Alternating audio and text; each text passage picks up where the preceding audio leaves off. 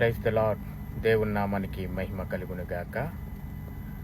మన ప్రభువును రక్షకుడైన యేసుక్రీస్తు నామములో మీ అందరికీ శుభాభివందనములు. హల్లెలూయా. దేవుని నామానికి మహిమ కలుగును గాక. కొన్ని సంఘటనలు చాలా బాధ అనిపిస్తూ ఉంటాయి. అనుకోని సంఘటనలు జరగకోకుంటే బాగుంటుందని అనుకుంటాం. కానీ ఈరోజు మరి సోషల్ మీడియా చూసిన వెంటనే మరి ఒక వార్త వచ్చింది. దేవుని ప్రియుడు దైవజనుడు, ఆయన మాటలు ఎంతో స్ఫూర్తినిస్తాయి. ఆయన మాటలు ఎంతో మారుమనసు పొందలేని వారికి ఎంతో మారుమనసు పొందేలాగా మారుస్తాయి ఆయన మాటలు. మరి దైవజనులు ప్రవీణ్ పగడాల్ గారు మరి ఉదయాన్నే ఆయన మరి వార్త వింటూ చాలా బాధ అనిపించింది. ఏదేమైనా దేవుని చిత్తం, దేవుని ఆయన మరి పరిచర్య ఎంతవరకు జరగాలని దేవుని ఉన్నదేమో.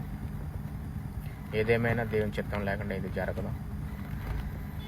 ఏం జరిగినా, ఏం జరుగుతున్నా, ఏం జరగబోతున్నా అంత దేవుని చిత్తం కాబట్టి దేవునికే మనం విడిచిపెడదాం. దేవుడే చూసుకుంటాడు న్యాయాధిపతిగా.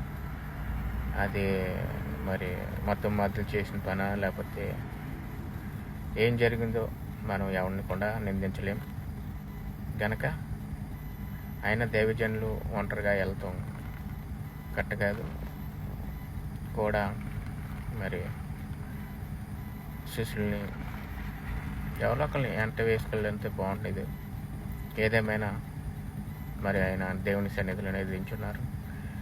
ఆయన దేవుని సేవకుడు ఇప్పుడు దేవుని సేవకుడి దగ్గరికి ఎవడైనా సరే దేవుని దగ్గరికి వెళ్ళి ఒకరి ముందు ఒకరు వెనకాల తన ఆత్మ శాంతించేలాగా దేవుడు ప్రార్థన చేద్దాం. వాళ్ళ కుటుంబానికి ధైర్యాన్ని, బలాన్ని, శక్తిని, వాళ్ళ కుటుంబానికి ఎంతో లోటు, మరి వాళ్ళ కుటుంబానికి ఓదార్పు దేవుడు బలపరిచి స్థిరపరచును గాక.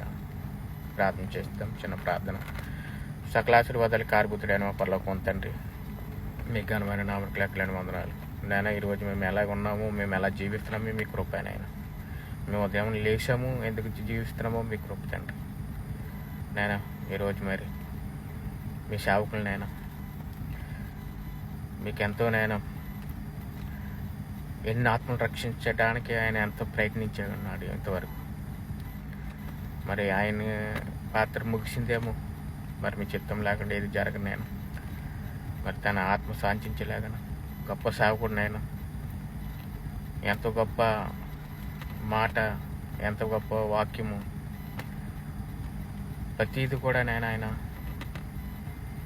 ప్రతి మారు మనసు పొందాలని ఈ లోకం అంతా కూడా కేస్తూ మారు మనసు, ఇది మతం కాదు, ఇది ఒక మారు మనసు అని తెలియజేయడానికి సొంత మీడియా పెట్టి ఎంతోమందిని బలపరుస్తున్నారు. నేను ఒకసారి మీరు జ్ఞాపకం చేసుకోండి. వారి కుటుంబానికి ఓదార్పు, బలాన్ని, శక్తిని, ధైర్యాన్ని వాళ్ళకి దయచేయండి.